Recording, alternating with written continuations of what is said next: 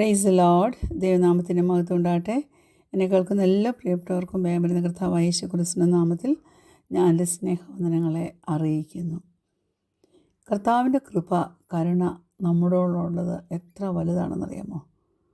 ആ കൃപയും ആ കരുണയും ആ സത്യങ്ങൾ ഒരിക്കലും പ്രായമാകുന്ന കാര്യങ്ങളല്ല. നമ്മൾ ചില ബിഹേവിയർ മോഡിഫിക്കേഷനൊക്കെ പുതിയ വർഷം നാം എടുക്കും. അങ്ങനെയൊക്കെ പോകുമ്പോൾ മനസ്സിലാക്കണമേ, നിന്നെ പുതുതാക്കാൻ അതൊന്നുമല്ല ആവശ്യം. അതും ആവശ്യമാണ്, പക്ഷേ ഏറ്റവും ആവശ്യം എന്താണെന്നറിയാവോ? ഞാൻ പറയുന്നത് ദൈവത്തിൻ്റെ ഗുഡ്നെസ്സിൽ അത് നിനക്കൊന്ന് ട്രസ്റ്റ് ചെയ്യാമോ? ദൈവപൈതലേ, അവൻ്റെ കൃപയിൽ ഒന്ന് ആശ്രയിക്കാമോ? എന്നിട്ട് ദൈവത്തിൻ്റെ ഗുഡ്നെസ്സിൽ ആശ്രയിച്ച് അവൻ്റെ കൃപയിൽ അധിഷ്ഠിതമായി മുന്നോട്ട് ജീവിക്കുമ്പോൾ നമുക്ക് അവൻ്റെ മഹത്വത്തിലേക്ക്, നമ്മളെ കൈക്കൊള്ളുന്ന ദൈവത്തിൻ്റെ ആ മഹത്വത്തിൽ നമുക്ക് ജീവിപ്പാൻ്റെ ഗുണം ഇടയാകും. ഇന്ന് അല്പം നേരത്തെ ചിന്തയ്ക്കായിട്ട് ഒരു സങ്കീർത്തനത്തിനകത്തെ 2 വാക്യം വായിക്കാൻ താല്പര്യപ്പെടുന്നു. Psalm 115 verse 3 and verse 60. 115 3 വാക്യവും അതിൻ്റെ 16 വാക്യവും. 3 വാക്യം ഇങ്ങനെ പറയുന്നു: നമ്മുടെ ദൈവമോ സ്വർഗത്തിലുണ്ട്, തനിക്കിഷ്ടമുള്ളതൊക്കെയും അവൻ ചെയ്യുന്നു. 16 വാക്യം ഇങ്ങനെ പറയുന്നു: സ്വർഗം യഹോവയുടെ സ്വർഗമാകുന്നു, ഭൂമിയെ അവൻ മനുഷ്യർക്ക് കൊടുത്തിരിക്കുന്നു. Price the Lord. നമ്മുടെ ക്രിസ്ത്യൻ ലൈഫ്, നമ്മുടെ ചേർച്ച്, നമ്മുടെ ഫെയ്ത്ത്, അതെല്ലാം അധിഷ്ഠിതമായിരിക്കുന്നത് നമ്മയല്ല. അതെല്ലാം വിളിച്ചു പറയുന്നത് ദൈവത്തെക്കുറിച്ചാണ്, ദൈവത്തിൻ്റെ പ്ലാനിനെക്കുറിച്ചാണ്, ദൈവമഹത്വത്തെക്കുറിച്ചാണ്, ദൈവരാജ്യത്തെക്കുറിച്ചാണ്. പക്ഷെ നമ്മൾ ഈ ലോകത്തിലായിരിക്കുമ്പോൾ we live in the struggle of struggles, അല്ലേ? Praise God. നമ്മുടെ ജീവിതത്തെ മെസ്സിയാക്കി തീർക്കുന്ന, റിലേഷൻഷിപ്സിലൊക്കെ കോൺഫ്ലിക്ട്സ് കൊണ്ടുവരുന്ന ഒത്തിരി സംഗതികൾ ഓരോ ദിവസവും നാം ഫേസ് ചെയ്യാറുണ്ട്, അല്ലേ? അങ്ങനെയൊക്കെ വരുമ്പോൾ നമ്മുടെ ഹൃദയത്തിൻ്റെ ആഗ്രഹങ്ങളെയൊക്കെ നാം അങ്ങ് സൈഡ് ട്രാക്ക് വെച്ച് അങ്ങ് മുന്നോട്ട് പോകും. ഞാൻ നിങ്ങളോട് പറയട്ടെ, നമുക്ക് നല്ലതായി ജീവിക്കണമെങ്കിൽ ദൈവകൃപ ആവശ്യമാണ്. ആ കൃപയില്ലാതെ പോയാൽ നമ്മൾ ഫേസ് ചെയ്യുന്ന യുദ്ധത്തെ നമുക്ക് ഒരിക്കലും ജയിക്കാൻ പറ്റത്തില്ല. 10 പേർക്കും ദൈവകൃപ ആവശ്യമാണ്. അതിന് യുദ്ധം ചെയ്യേണ്ടതായിട്ടൊന്നുമില്ല. ദൈവത്തിൻ്റെ പ്ലാനിന് നാം ഒന്ന് കീഴ്പ്പെട്ട് കൊടുത്ത് നിന്നാൽ മാത്രം മതി. ബൈബിളിൽ ആദ്യത്തെ വാക്കുകൾ എന്തുവാ? ഇൻ ദ ബിഗിനിങ് ഗോഡ്, അല്ലേ? ഈ 4 വാക്കും അതാണ് സകലത്തെയും ചേഞ്ച് ചെയ്യാനായിട്ട് ഇടയാക്കിയ വാക്ക്, അല്ലേ? നമ്മുടെ ഐഡൻറ്റിറ്റി, നമ്മുടെ മീനിങ്, നമ്മുടെ പേർപ്പസ്, ഏതെല്ലാം കാര്യത്തെ നമ്മൾ അപ്രോച്ച് ചെയ്യുന്നോ അതെല്ലാം നമുക്ക് ഹ്യൂമൻ ഡ്യൂട്ടീസ് എന്തുവാണെന്ന് വെളിവാക്കി തരുന്നതാണ്. ദൈവത്തിൽ നിന്ന് സൃഷ്ടിക്കപ്പെട്ടിട്ടുള്ള സകലതും ദൈവത്തിന് വേണ്ടി സൃഷ്ടിക്കപ്പെട്ടിരിക്കുന്നതാണ്. Made by God and for God. ഈ സൃഷ്ടിക്കപ്പെട്ട ഈ ലോകത്തിൽ സകലതും ഡിസൈൻ ചെയ്യുന്നത് ദൈവത്തിൻ്റെ ഗ്ലോറിയെ, അവൻ്റെ മഹത്വത്തെ അത് വർണ്ണിക്കുന്നത്.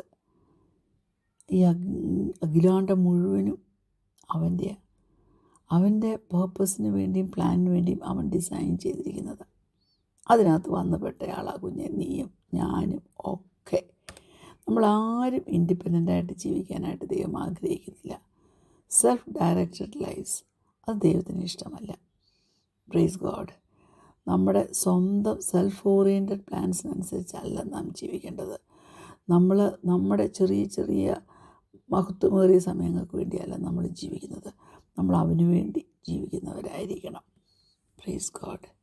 അതായത് ഗോഡ് വേർഡ് ലിവിങ്, ദൈവത്തിന് വേണ്ടി ഉള്ള ഒരു ജീവിതം.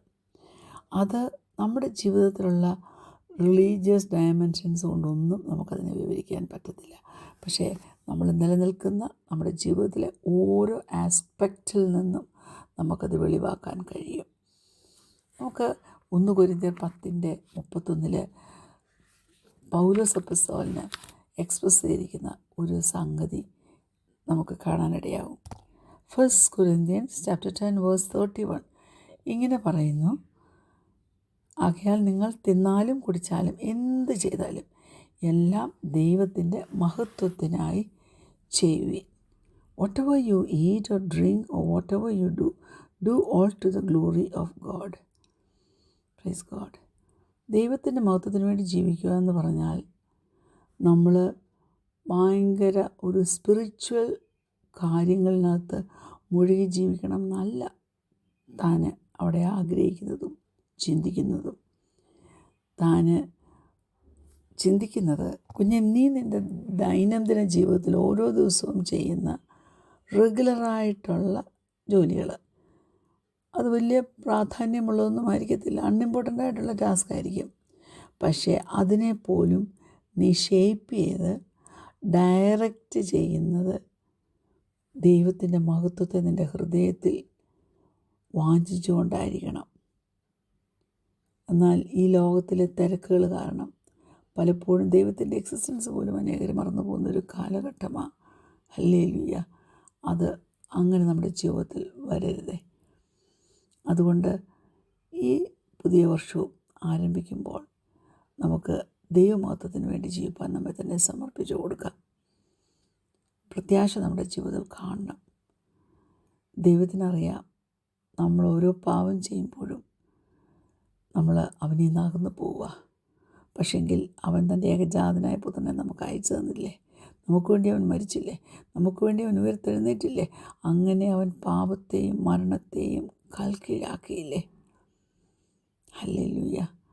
നമ്മുടെ എല്ലാ കാര്യങ്ങളും, എല്ലാ തെറ്റുകുറ്റങ്ങളും അവൻ ക്ഷമിച്ചു തന്നു.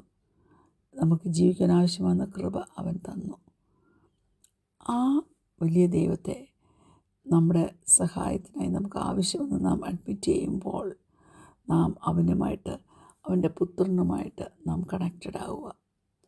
ആ കണക്ഷൻ എന്നും എന്നേക്കും നിലനിൽക്കുന്നതുമായിരിക്കും. 2 കൊരിന്ത്യർ അതിൻ്റെ 5-ാം അധ്യായം 1 മുതലുള്ള വാക്യങ്ങൾ അനേക കാര്യങ്ങൾ നമ്മളെ വെളിവാക്കി തരുന്നുണ്ട്. 5-ാം അധ്യായം 1 മുതൽ ഇങ്ങനെ പറയുന്നു, കൂടാരമായ ഞങ്ങളുടെ ഭൗമഭവനം ഒഴിഞ്ഞു പോയാൽ കൈപ്പണിയല്ലാത്ത നിത്യഭവനമായി ദൈവത്തിൻ്റെ ദാനമായ ഒരു കെട്ടിടം ഞങ്ങൾക്ക് സ്വർഗത്തിലുണ്ടെന്ന് അറിയുന്നു.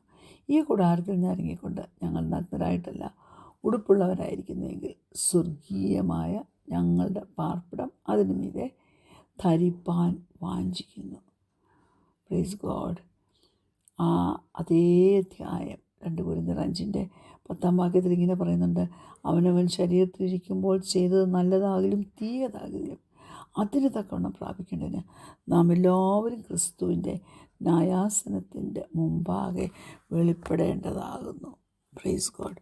എത്ര പേർ ഈ ബോധ്യത്തിൽ ജീവിക്കുന്നുണ്ട്? Praise God. ഹല്ലേലൂയ. നമ്മുടെ ജീവിതത്തിലെ സകല കാര്യങ്ങളും നന്മയ്ക്കാക്കി തീർക്കുന്ന ഒരു നല്ല ദൈവത്തിൽ നമുക്ക് ആശ്രയിക്കാം. Praise God. ഹല്ലേലൂയ. മനുഷ്യരൊക്കെ വലിയ ആഴത്തിലുള്ള ചില ആഗ്രഹങ്ങളുണ്ട്. പല കാര്യങ്ങളും മനസ്സിലാക്കണമെന്നും പഠിക്കണമെന്നും അറിഞ്ഞിരിക്കണമെന്നും. ഒത്തിരി സമയം നമ്മുടെ മെൻ്റൽ ടൈം ഓരോ ദിവസവും നമ്മൾ പല കാര്യങ്ങൾ ഫിഗർ ഔട്ട് ചെയ്യുന്നതിൽ നാം കളയാറുണ്ട്. We don't live by instinct. We don't live our lives alone. നമ്മളെല്ലാം തിയോളജിയൻസ് ആണോ? നമ്മളെല്ലാം ഫിലോസഫേഴ്സ് ആണോ? നാം എല്ലാം ആർക്കിയോളജിസ്റ്റ് ആണോ? ഞാൻ പറയട്ടെ, ദൈവമാണ് നമ്മെ ഡിസൈൻ ചെയ്തത്. അത് ഇവൻ ഡിസൈൻ ചെയ്ത മെൻ്റൽ മോട്ടിവേഷൻ ഉണ്ടല്ലോ, ഹല്ലേലൂയ, അതിൻ്റെ പുറകെ അത്ഭുതകരമായ അതിശയകരമായ അനേക ദാനങ്ങൾ അവൻ നമുക്ക് തന്നിട്ടുണ്ട്. ആ ഒരു ഡ്രൈവ് ഉണ്ടല്ലോ, ആ ഒരു ഗിഫ്റ്റുകളുണ്ടല്ലോ, അതാണ് നമ്മളെ ബാക്കിയുള്ള എല്ലാ സൃഷ്ടികളിൽ നിന്ന് നമ്മളെ വ്യത്യസ്തരാക്കുന്നത്. അത് വിശുദ്ധമാണ്, ദൈവത്താൽ സൃഷ്ടിക്കപ്പെട്ടതാണ്, നമ്മെ അവനോട് അടുപ്പിക്കുന്നതാണ്. അത് അങ്ങനെ വരുമ്പോൾ നാം അവനെ കൂടുതലായിട്ട് അറിയുകയും നമ്മെ തന്നെ കൂടുതലായിട്ട് മനസ്സിലാക്കുവാനും അവൻ്റെ ആ എക്സിസ്റ്റൻസ്, അവൻ്റെ ആ ഹിതം മനസ്സിലാക്കി ജീവിപ്പാൻ്റെ കൊണ്ട് നമ്മെ സമർപ്പിപ്പാനും ഇടയാകും. അതിന് നമ്മെ ഓരോരുത്തരെയും സ്വർഗ്ഗത്തിലെ ദൈവം സഹായിക്കട്ടെ. കണ്ണുകളടയ്ക്കാൻ പ്രാർത്ഥിക്കാം. ഞങ്ങളെ സ്നേഹിക്കുന്ന ഞങ്ങളുടെ നല്ല ദൈവമേ, സ്വർഗ്ഗീയ പിതാവേ, നല്ല സമയത്തിനായിട്ട് ഞങ്ങൾ നിന്നെ സ്തുതിക്കുന്നു, സ്തോത്രം ചെയ്യുന്നു. കർത്താവേ, നിൻ്റെ എക്സിസ്റ്റൻസ് മനസ്സിലാക്കി നീ ഞങ്ങൾക്ക് പൊഴിച്ചിട്ട് തരുന്ന കരുണയും നീ ഞങ്ങൾക്ക് പൊഴിച്ചിട്ടിരുന്ന കൃപയും ആവോളം അനുഭവിച്ച് സന്തോഷത്തോടെ ജീവിപ്പാൻ ആവശ്യമാകുന്ന കൃപ ഞങ്ങളുടെ മേൽ പകരുമാറാകണമെന്ന് പ്രാർത്ഥിക്കുന്നു. പ്രാർത്ഥന കേട്ടതിനാൽ സ്തോത്രം യേശുവിൻ്റെ നാമത്തിൽ തന്നെ. ആമേൻ. Praise the lord. God bless you all.